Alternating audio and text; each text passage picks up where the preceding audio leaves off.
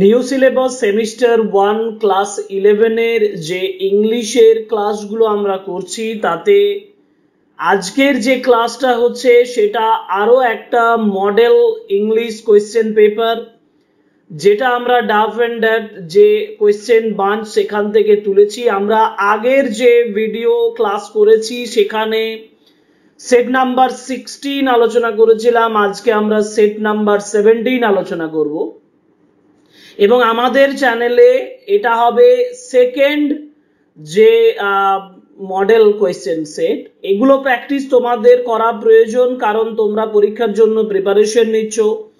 সেপ্টেম্বরের 13 তোমাদের exam start হয়ে যাচ্ছে, সুতরাং আমার মনে হয় যে এইভাবে একটার পর একটা মডেল সেট প্র্যাকটিস করাটা তোমাদের খুবই প্রয়োজন। এবং এটা যদি করে থাকো তাহলে দেখবে যে অনেকগুলো কোয়েশ্চেন তোমরা পরীক্ষার সময় কমন পেয়ে যাবে। আর তোমাদের বিভিন্ন স্কুলের কোয়েশ্চেন বিভিন্ন হবে, অতএব এক্ষেত্রে তোমাদের ভ্যারাইটি কোয়েশ্চেন যেহেতু হবে সেহেতু তোমাদেরকে একটা নির্দিষ্ট ক্লাসের মধ্যে সমস্তগুলো এক্সপ্রেস করা সম্ভব নয়। আমি টেক্সচুয়াল অ্যানালিসিসের পরে সমস্ত যে টেক্সটগুলো সেগুলোর এমসিকিউ আমি দিয়েছি, সেগুলো তোমরা দেখে নিতে পারো। কিন্তু পরীক্ষার আগে এই ক্লাসগুলো খুবই গুরুত্বপূর্ণ, যেগুলোতে আমরা মডেল কোয়েশ্চেন ইংলিশ সেটগুলো বা ইংলিশ কোয়েশ্চেন পেপারগুলো আলোচনা করছি। So welcome to English Edition channel, and today's class is on the model English question paper 2 and it will be discussed thoroughly for yourself.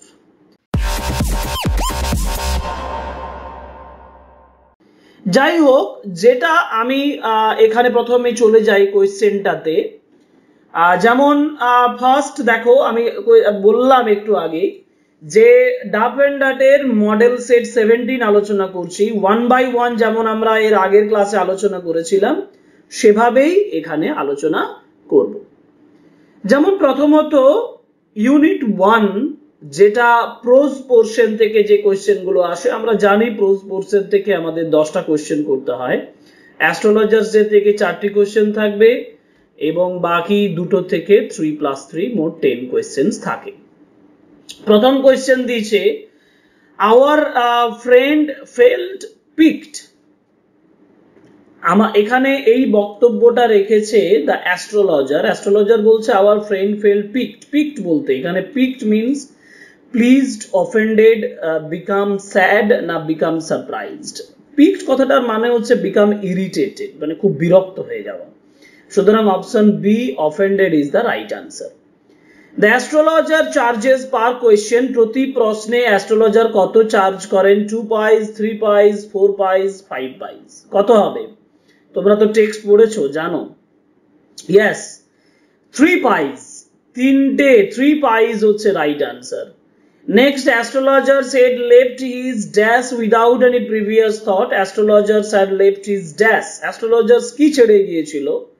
কোনো প্রিভিয়াস থট ছাড়াই, কোনো পূর্ব ভাবনা চিন্তা ছাড়াই। Village, town, wife, children. Right answer is village, কারণ astrologer তার গ্রামটা ছেড়ে দিয়েছিল। জুটকা ড্রাইভার সোর অ্যাট। জুটকা ড্রাইভার কিসের প্রতি তারা সোয়ার করছিল, মনোযোগ দিয়েছিল।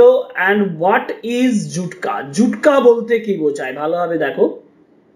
এখানে জুটকা মানে হচ্ছে অ্যাকচুয়ালি হর্স ড্রন ক্যারেজ, ঘোড়ায় টানা গাড়ি। A 2 wheel bullock carts, a type of motor car, mail train না 2 wheel horse drawn vehicle. So option D horse drawn vehicle, দুটো চাকা যুক্ত ঘোড়ায় টানা গাড়ি হচ্ছে জুটকা।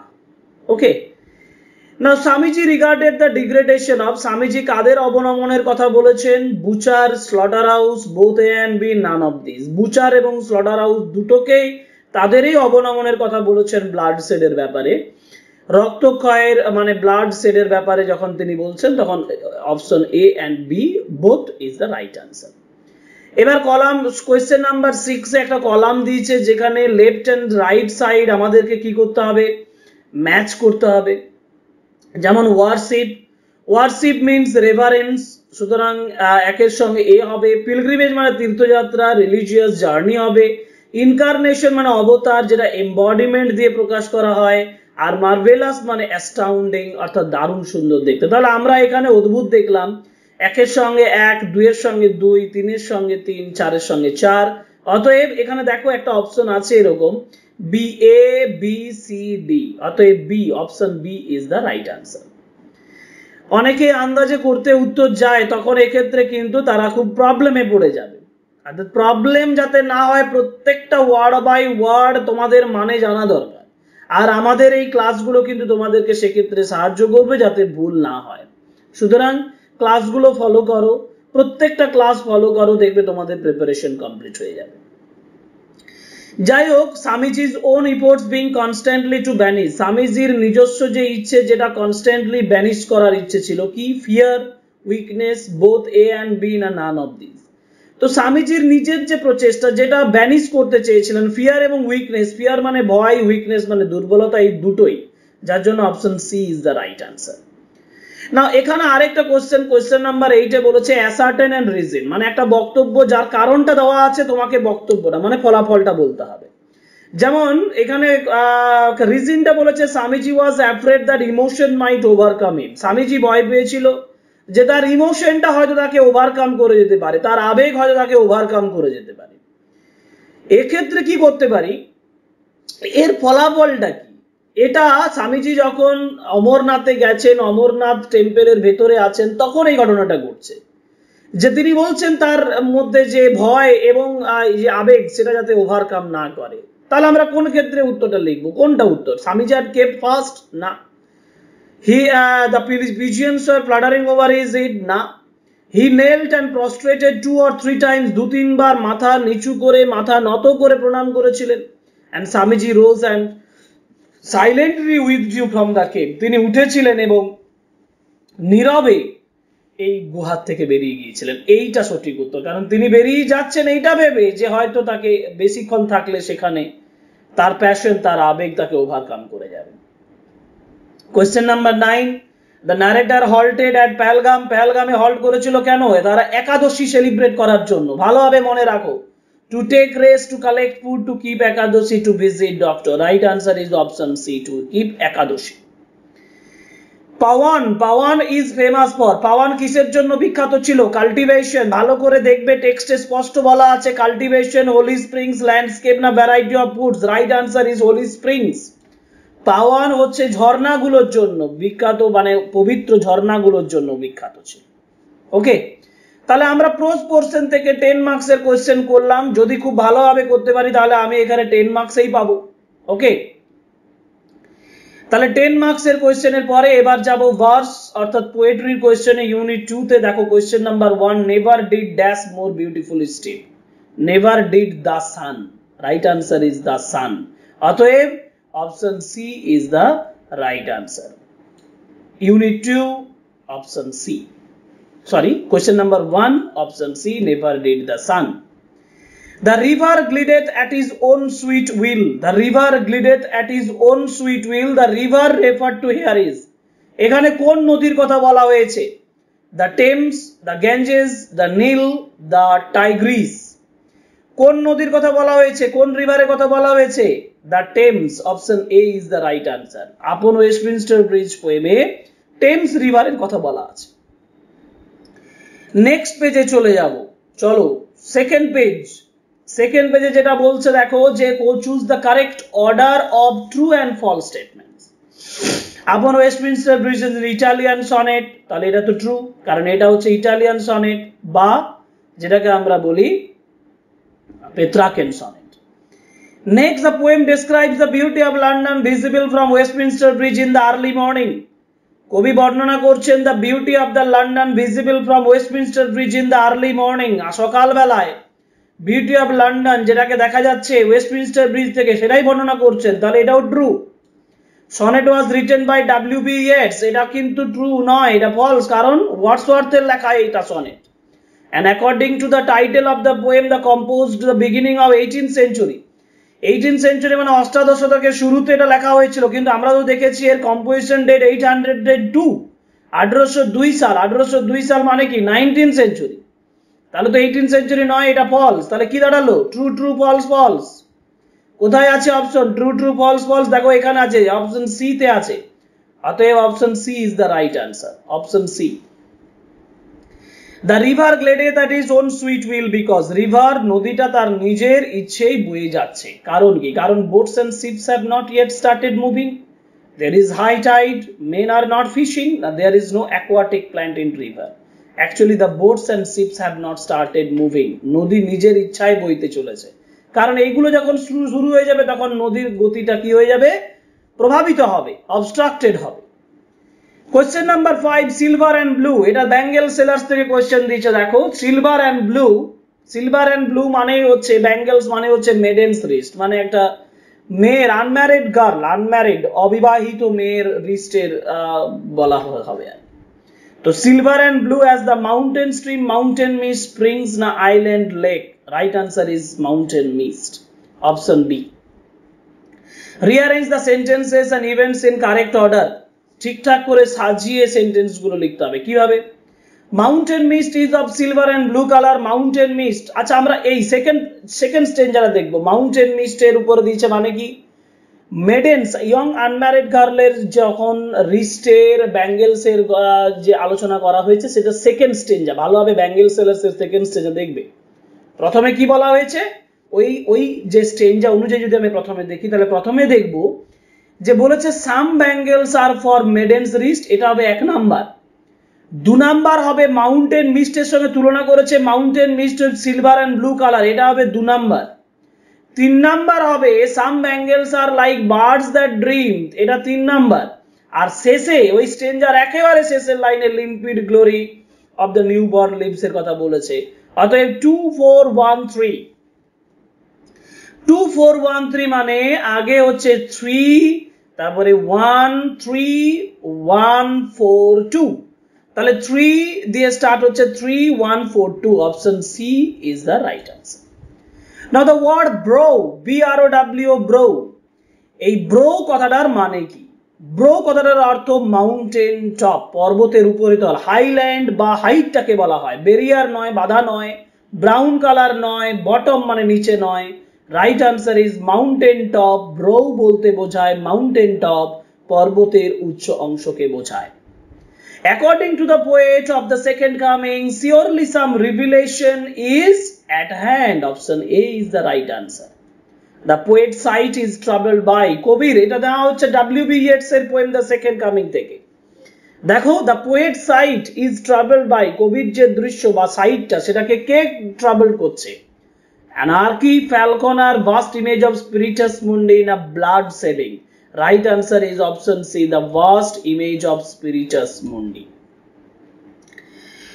The gaze of the vast image is এই যে বিস্তৃত যে ইমেজ তার যে দৃষ্টি গেজটা সেটা কেমন ছিল blank and fearful no blank and kind no blank and merciful না blank and pitiless বলা যেতে পারে blank and pitiless as the sun সূর্যের মতন blank and pitiless ভালোভাবে সেকেন্ড কামিং পোয়েমটা দেখো দেখতে পাবে the gaze of the vast image is blank and pitiless like the sun সূর্যের মতন blank এবং pitiless okay so poem portion complete আরো আমরা 10 questions করলাম এবার আমরা যাব র‍্যাপিড রিডারও আমরা 10 questions পাবো MCQ র‍্যাপিড রিডার আমি যেমন বলেছি তোমাদেরকে ওথেলো থেকে ম্যাকবেথ থেকে এবং অ্যাজ ইউ লাইক ইট থেকে কোশ্চেন থাকবে ম্যাকবেথ থেকে 4টি ওথেলো থেকে 3টি এবং অ্যাজ ইউ লাইক ইট থেকে 3টি first question lesser than Macbeth and greater the man who was talked about যে মানুষটা সম্পর্কে এই কথাটা বলা হয়েছে কে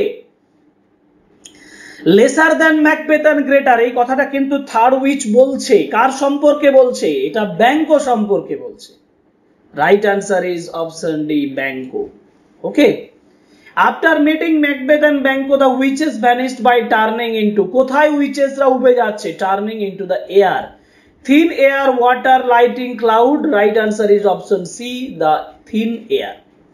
Banquo called the witches. Banquo witches দেরকে ডাকছে ministers of darkness, minister of light, minister of sky, invisible minister.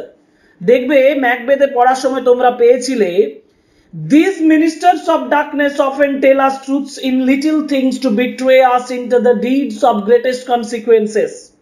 স্পষ্ট বলা আছে দেখবে ওখানে অতএব ministers of darkness option A is the right answer.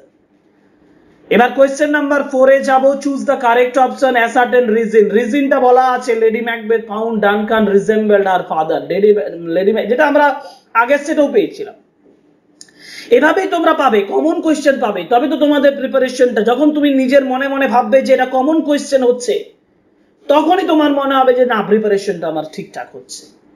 কারণ তোমার নলেজ যখন তৈরি হবে তখনই তোমার প্রিপারেশন কমপ্লিট হবে, তার আগে নয়। সুতরাং চলো দেখি, যে এখানে বলছে যে লেডি ম্যাকবেথ তার বাবার সঙ্গে, মানে বাবার মুখটা মনে পড়ছে যখন ডানকানকে হত্যা করতে যাচ্ছে। অ্যাসার্টেন, বক্তব্যটা কি? বক্তব্যটা হচ্ছে যে lady Macbeth resolved not to kill Duncan. Lady Macbeth ডানকানকে হত্যা করবে না ঠিক করেছিল। আর দেখার প্রয়োজন আছে? আর দেখার প্রয়োজন নেই, কারণ option A is the right answer. কারণ দেখো বাকিগুলো কি বলছে, lady Macbeth could not murder Duncan, lady Macbeth murder করতে পারেনি, lady Macbeth respected Duncan, lady Macbeth reposed Macbeth. এইখানে দেখো দুটো, আরো দ্বিতীয়টাও, lady Macbeth could not murder Duncan, সেই ডানকানকে মার্ডার করতে পারেনি, আর resolve not to kill Duncan, একই ব্যাপার। কিন্তু তাহলে এটার থেকে আমার সেকেন্ড ডেটটা আরো সঠিক উত্তর হবে, এইটা আমরা সেকেন্ড ডেটটা করি, এটা বাদ দিই। কিন্তু এটাও ঠিক, রিজলভ, সে কিন্তু আর মারবে না ঠিক করে নিয়েছিল না, এই সেন্সে হয়তো এটা দেয়নি। Sorry, right answer is option B, lady Macbeth could not murder Duncan. কেন আমি বলছি? কারণ সে ডানকানকে হত্যা করবে না এটা ঠিক করেনি, কারণ লেডি ম্যাকবেথকে পাঠাচ্ছে ডানকানকে হত্যা করার জন্য। সুতরাং ডানকানকে আর হত্যা করবে না এই মনস্থিরটা করেনি।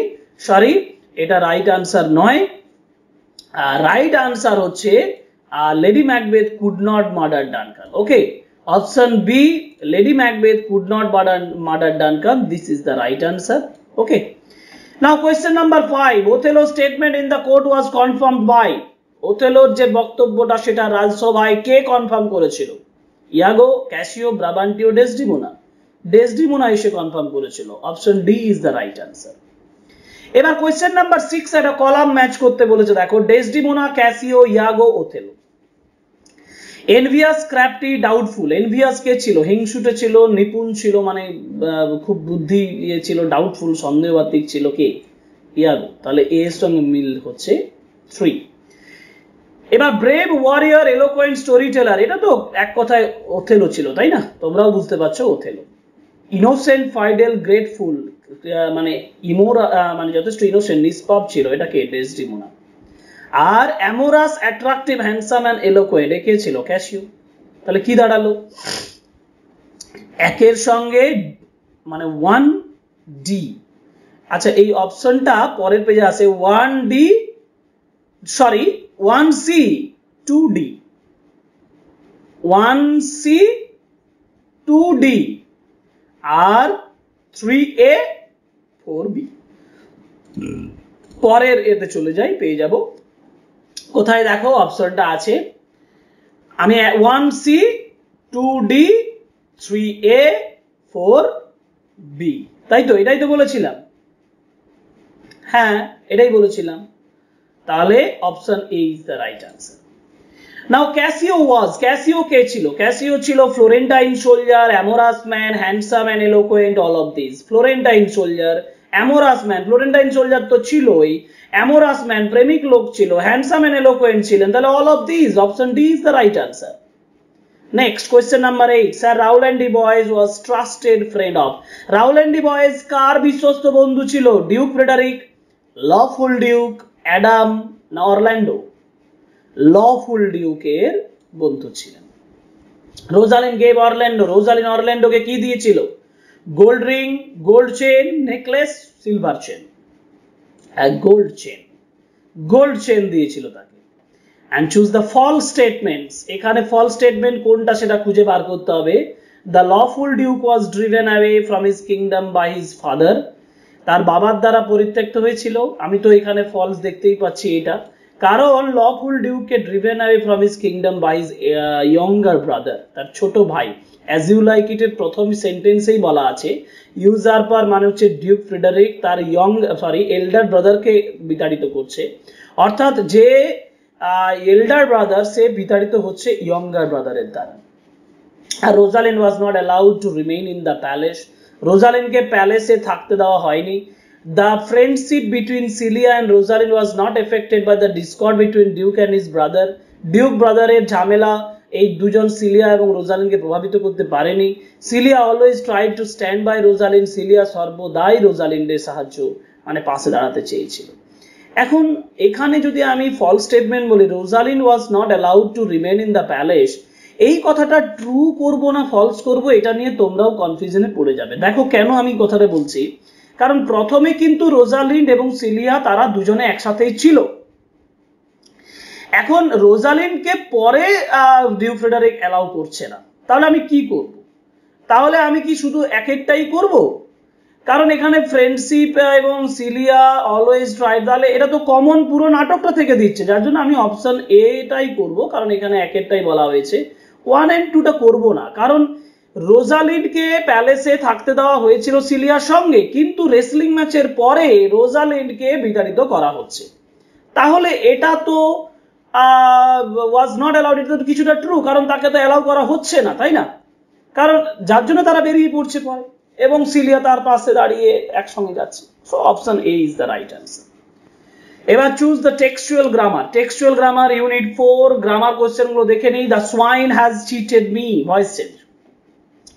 অবজেক্ট কোনটা? মি, মি হয়ে যাবে আই, হ্যাজ আছে মানে আই এর পরে হ্যাভ হবে, have been cheated, I have been cheated by the swine. Voice change, I have been cheated by the swine, কোনটা হবে? Have been cheated by the swine, এই যে চিটেড, আই হ্যাড বিন আছে, had been নয়, have been cheated হবে, এই যে option B is the right answer.